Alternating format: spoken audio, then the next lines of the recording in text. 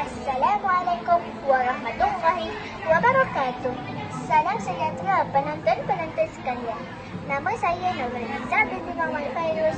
Saya daripada kelas 4 Cepaka 8 SD Jalan 4 Bandar Baru.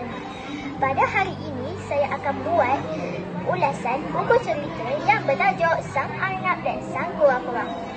Saya baca buku ini dalam laman web YouTube. Buku ini mengisahkan seekor arnab berlomba dengan sang kura-kura. Pada suatu hari, sang arnab keluar bersiap-siap. Sang arnab ternampak sang kura-kura. Sang kura-kura sedang merangkak perlahan-lahan.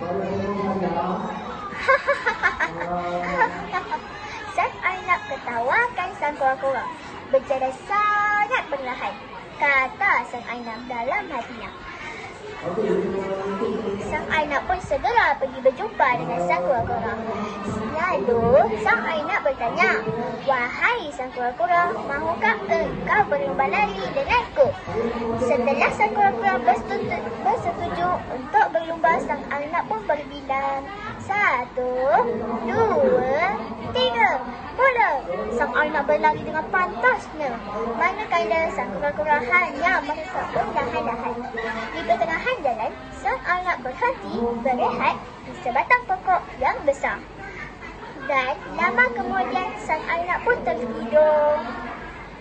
Sang kura-kura pula terus merangkak. Akhirnya sang kura-kura yang terlebih dahulu sampai ke garisan penambat.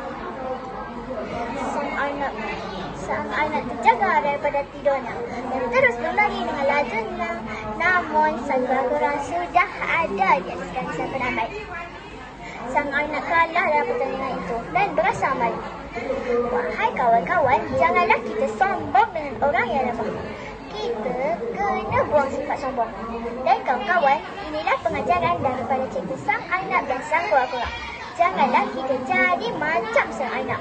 Okeylah kawan-kawan, sampai sini sahaja. Sekian, terima kasih.